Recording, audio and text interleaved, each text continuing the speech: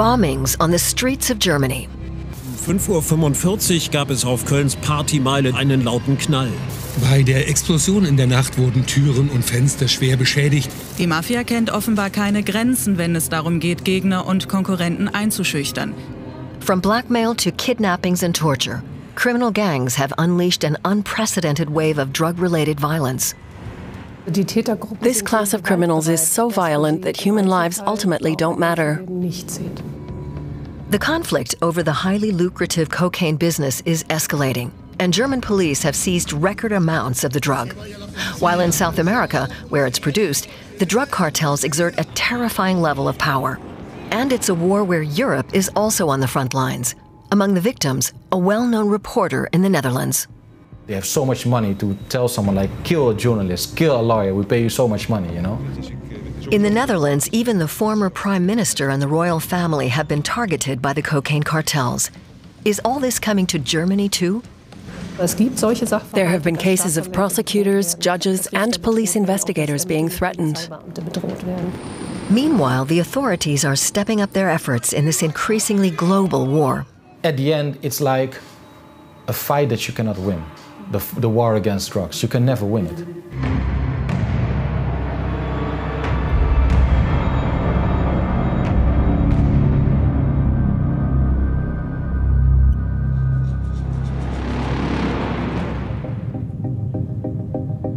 Our journey begins in February 2024. We accompanied Martina Link, Vice President of Germany's Federal Police Agency, and Interior Minister Nancy Faeser. Their visit to South America would take them to a number of major cocaine-producing nations. The aim of this trip is to intensify our cooperation with countries of origin and transit states, to see where we can provide support in the shape of equipment and training, and potentially via joint investigations. Hopefully we'll be able to intensify discussions about the structures of these criminal groups, in addition to the seizures, because destroying those structures is what really matters. The German delegation touches down in Ecuador. Among the reasons for the trip was apparently an urgent alert from authorities in the US, a warning of the cocaine cartel's increasing penetration of the German market, and suggesting Berlin take rapid action to avoid losing the war against the drug producers. The level of danger involved is already clear to see in Ecuador. The visitors are escorted everywhere by dozens of heavily armed police. An overnight stay has to be cancelled due to security concerns. As the cocaine cartels terrorize the country, Ecuador finds itself on the brink of becoming a narco-state.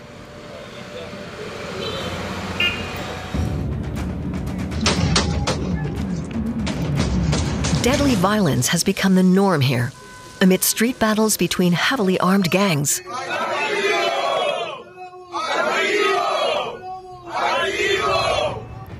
And as well as fighting each other, they openly challenged the state's authority.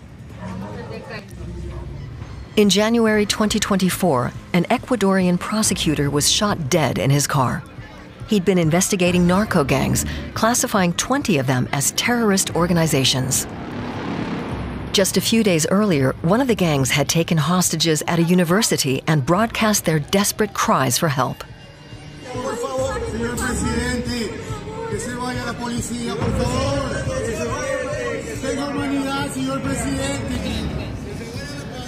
All part of a wave of open intimidation and terror.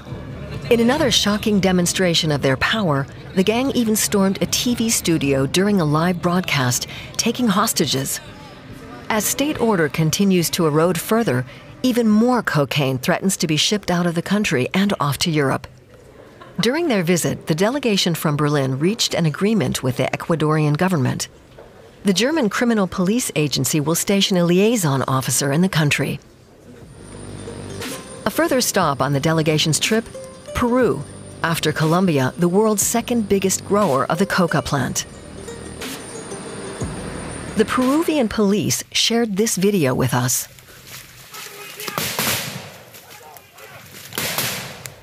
It shows security forces raiding an illegal drugs lab in the middle of the jungle, where cocaine is manufactured with very basic equipment.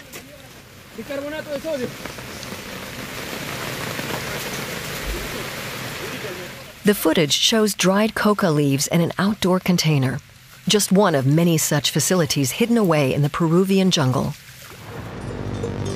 The cocaine is shipped abroad via the country's ports, including here in the capital Lima. The German Interior Minister and her team are here to get a first-hand look at the situation and to see what they can do to limit the export of cocaine. General Zenon Loaiza Diaz heads Peru's anti-narcotics unit, Dirando. We were permitted to accompany his team as they conducted checks at the port. Their inspections involve sniffer dogs and cameras that can be inserted into shipping containers. We're looking for parcels and packages that look different than the rest of the goods inside. Diaz's team had no success today. They found no cocaine. Our task is twofold: to find the drugs and catch those responsible. We liaise with foreign drug enforcement agencies too, which is important because it's the only way of being able to identify major drug trafficking organizations. And they're based not in Peru, but rather in the countries of destination. The profit margins of the cartels are enormous. Where it's produced in various South American countries, a kilo of cocaine sells for around the equivalent of 2,300 euros. After being transported to Europe, primarily by sea, that same kilo is worth 37,000 euros. And once it reaches the streets of Germany, for example, the market value is even double that. It's a business worth billions. And the cartels are currently flooding the market with the drug. In 2023 alone, the German authorities secured 43 tons, a record haul. Some of which ends up with Georg Jochem, chief toxicologist at the high-security lab of the German Federal Criminal Police Agency. He and his fellow analysts are finding that the cocaine arriving in Germany is becoming more and more pure in quality. As seen in the graph behind me, the samples we're seeing right now have an active substance content of around 90%. That's a significant rise over the past 10 to 20 years. We're also seeing that the difference between the wholesale quality and street samples is minimal, if anything. Both indicate a growing volume of cocaine arriving in Germany. Back in Peru, successful raids like this one in drug-producing countries are few and far between. The cartels label their goods according to country of destination. This batch appears to have been bound for Germany, marked with swastikas, a symbol now banned in the country. On this stage of the trip to South America, the German Interior Minister signs a security agreement with the Peruvian government. Without cooperation of this kind, masses of cocaine will continue to reach Germany, says Martina Link of the Federal Criminal Police Agency. Our agency cannot prevent this on its own, and everything we've said has been fortunately confirmed by our colleagues, that it's only possible if we all work together at all levels. While also visiting Brazil, the German Interior Minister arranged for the creation of joint investigation teams, similar to those already operating in the European Union. This stop on her tour is again marked by massive security precautions. Even the visiting delegation's luggage is checked by sniffer dogs. During the flight home to Germany, the minister expresses her concerns. The aim is to combat international cocaine trafficking and the accompanying spiral of violence. We're already seeing the consequences of this terrible trade in our neighbours, the Netherlands and Belgium. And that's something I definitely want to prevent coming to Germany. And it's in the Netherlands where turf wars over the cocaine trade have become particularly brutal.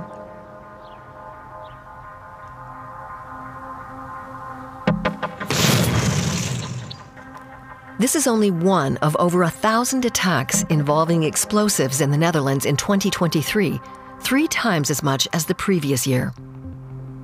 Open war has broken out between rival gangs, with innocent victims seen merely as collateral damage. Few people have as good an insight into the criminal world of the Dutch drugs market as Vito Schukrula. He's a defense lawyer in Amsterdam. His clients include kingpins, dealers, and middlemen. They're bombing each other's houses. This is very threatening, also for neighbors, you know, because people are innocent, getting shot, also getting bombed. So this is a big problem. And you see that with all this big money also comes big violence, because it's about a lot of things, you know. It's not about just some couple of thousand euros, but millions of euros. They have so much money to tell someone like, kill a journalist, kill a lawyer, we pay you so much money, you know. The violence is also a warning to the government and public to interfere with gangs' activities at their own peril. The highest profile victim to date was Peter de Vries, an investigative journalist who began comparing the Netherlands to a narco-state back in 2018. Soon enough, there was an attack on the newspaper he worked for. His murder in 2021 was a contract killing issued by the Macro Mafia, a collection of gangs whose members largely have Moroccan roots. A number of their attacks in the Netherlands have been captured on camera.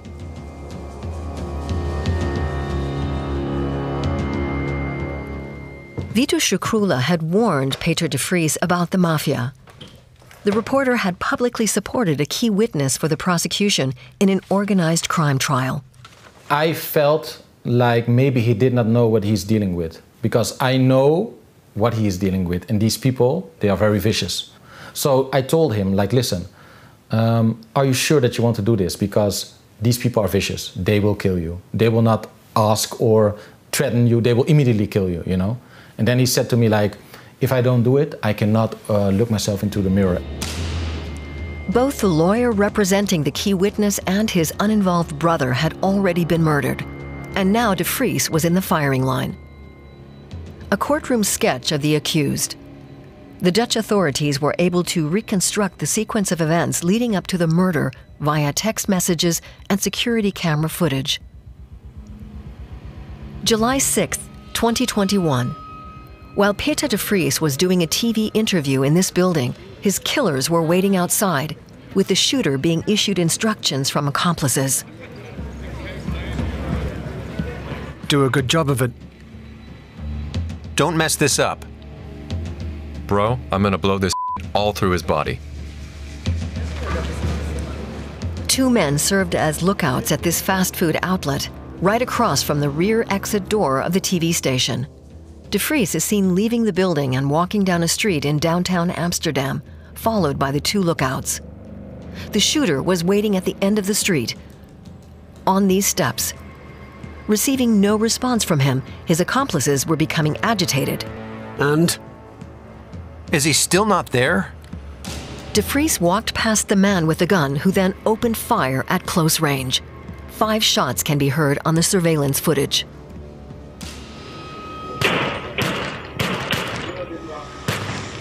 Right afterwards, the shooter texted, "Done.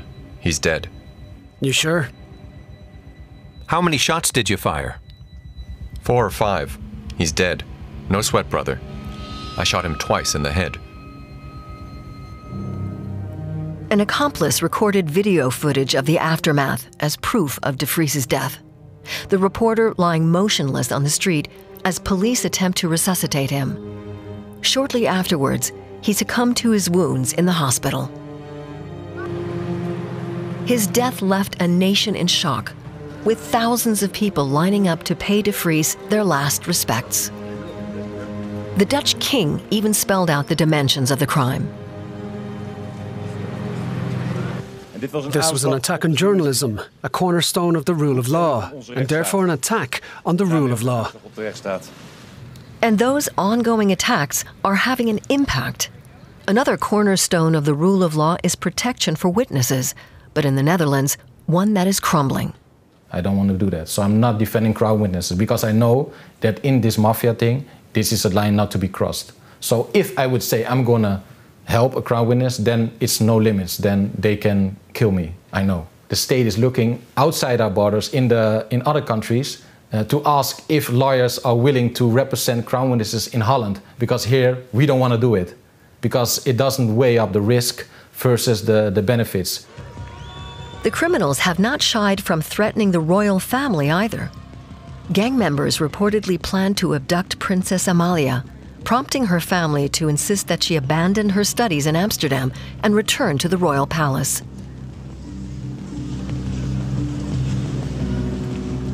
The cocaine mafia also had plans to kidnap Mark Rutte. After the then Dutch Prime Minister had announced special funding for the fight against the cartels, gang leaders started tracking his movements.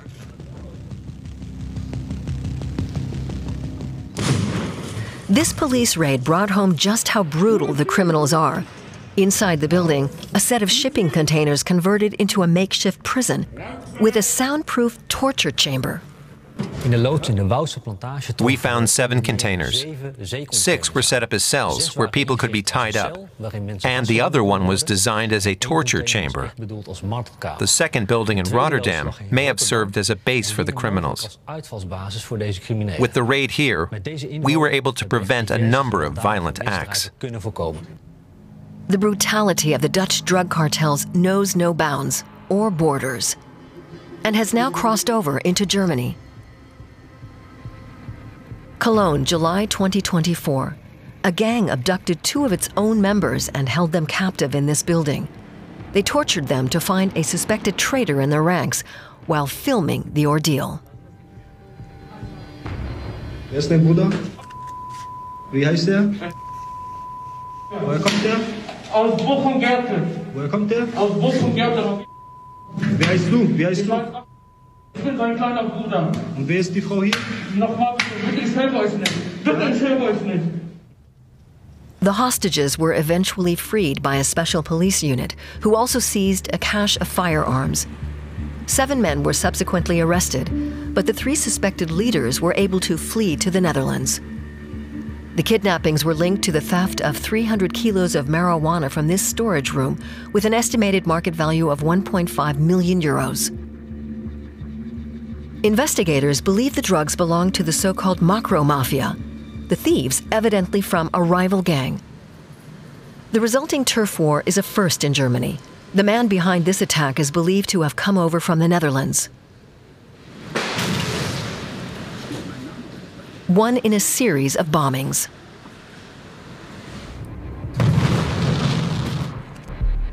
Mitten in der Nacht kommt es direkt vor dieser Tür zu einer Explosion. Um 5:45 Uhr gab es auf Kölns Partymeile einen lauten Knall. Bei der Explosion in der Nacht wurden Türen und Fenster schwer beschädigt. Die Mafia kennt offenbar keine Grenzen, wenn es darum geht, Gegner und Konkurrenten einzuschüchtern. Hier wollte die Mokro-Mafia wohl ein Drohszenario in dem Zusammenhang aufbauen. The violence involved in the conflict is assuming a new quality in Germany, with a dozen bombings. Cologne at the center, but also spreading to other locations in the state of North Rhine-Westphalia. The perpetrators also target stores and apartment buildings, showing little concern for potential casualties among innocent bystanders. The Cologne Police Department is facing major challenges due to unprecedented cases of violent organized crime. All I can say about the perpetrators is that there is a proven connection to Dutch criminals. With investigations ongoing, the police are reluctant to provide further details. We talked to an expert on organized crime in Germany. Oliver Huth takes us to one of the crime scenes in the turf war. The modern Media Harbor district in the city of Düsseldorf, not far from Cologne. August 19th, 2024. Surveillance camera footage shows an individual detonating an explosive device before running away.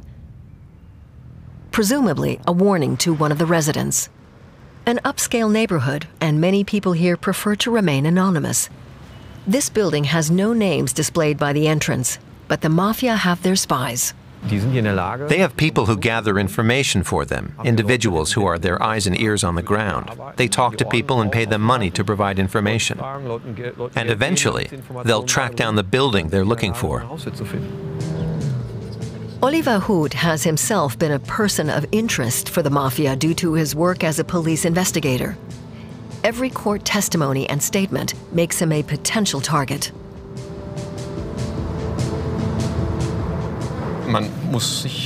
You have to be aware that there are people sitting in the dock who don't benefit from me testifying, and that they'd prefer me not to be there. So you have to keep in mind that they wish you harm. 6 months after the trip to South America, we meet up again with Martina Link from Germany's Federal Criminal Police Agency. The situation in Germany may not be comparable with that in South American countries, but Martina Link confirms that here too, the cartels are targeting senior figures from the authorities. There are cases of prosecutors, judges, and police investigators being threatened. The criminal organizations are doing everything in their power to consolidate their profit margins and their spheres of influence.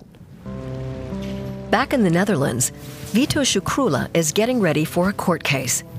Today, the suspected perpetrators behind the murder of journalist Peter de Vries are due to be sentenced. Shukrula is defending one of the accused.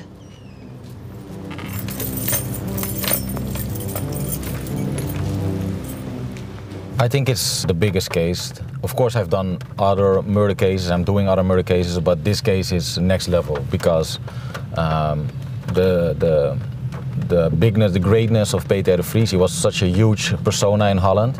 I was asked to defend one of these guys, and I first said no, because I felt a personal involvement. Peter de Vries was not my friend, but I felt like I knew him. But on a professional level, I have to do my job.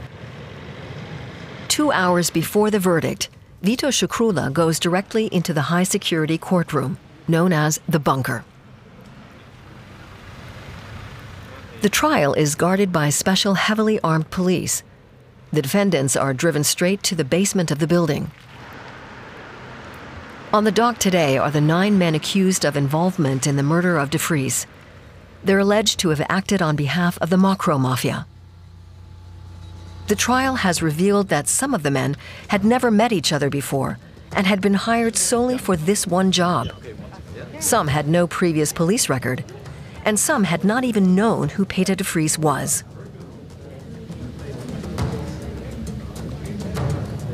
The court passes down lengthy jail sentences. 10 years for Vito Shukrula's client,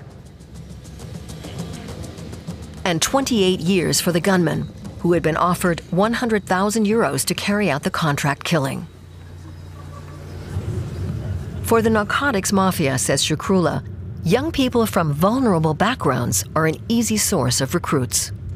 They just see it as a way to make money, which is concerning, of course, because what goes on in young people's mind that they think that they can kill someone and then get money for it. You know, like it's like a job for some people, which is very concerning. A job that now even school children are being recruited for.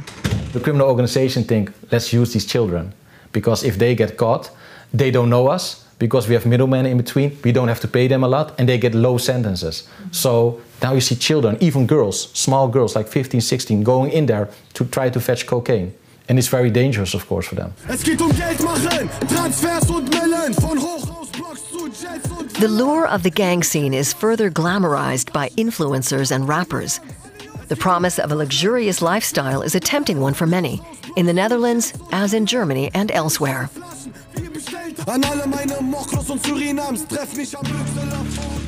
But to get a foot in the lucrative cocaine trade, you first need some startup capital.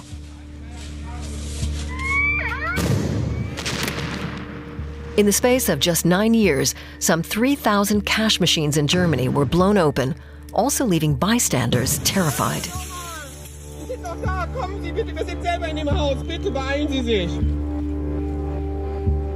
The police are in no doubt that the majority of the ATM robberies are connected to cocaine gangs. Oliver Hood takes us to a bank branch in Düsseldorf that suffered that very fate. It's a typical setup for a local bank with the ATM on the ground floor and families living above it. You can see people there right now. Bedroom probably on the right. And when a fire breaks out after the explosion, imagine getting that family out through the front door. A huge challenge for firefighters. And there have been cases of buildings catching on fire. Hans-Joachim Leon heads the narcotics division of the German National Criminal Police Agency. He is sure that recruiting teenagers to carry out the attacks is a deliberate ploy on the part of the cocaine cartels. Social media plays a massive role in the recruitment of young people for criminal activities. The advantage is that if they get caught, they're tried as minors, so they don't spend much time in jail and can easily be replaced. Basically, a constant source of recruits. Many of the gangs now established in the Netherlands are expanding operations and the violence across the border to Germany.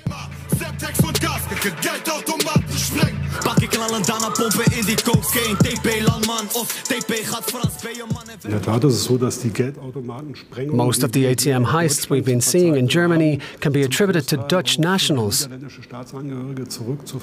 Our findings show that groups of criminals based in Rotterdam and Utrecht are majorly involved. The ATMs in Germany are not as well protected and are an easy mark for the Dutch gangs. And the criminals are just as ruthless when making their getaway back to the Netherlands. They turn off their headlights when they drive onto a highway to prevent us from seeing and identifying them. And they simply don't care. No risk is too great for them. They also deactivate the airbags, so that if there's a police car ahead, they can ram their way through, and for that, you need the airbags to be switched off. The expansion of the drug gangs' operations has led to the market being flooded with cocaine from South America. And while there is now better cooperation and communication between different national agencies, the cartels are always a step ahead. Do you personally believe that this fight against the cartels can never be won? Won? Probably not. The crucial thing is that we take the necessary measures to deprive these criminal groups of their money, removing drugs from the market and making arrests.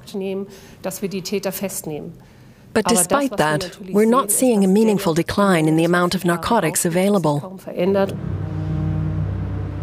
There are no winners anyway. We're seeing families being destroyed, including those of the criminals, and teenagers from those families who will never have a chance of leading a normal, decent life. There are only losers.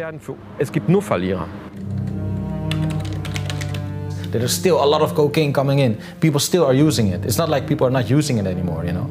So at the end, it's like a fight that you cannot win. The war against drugs. You can never win it.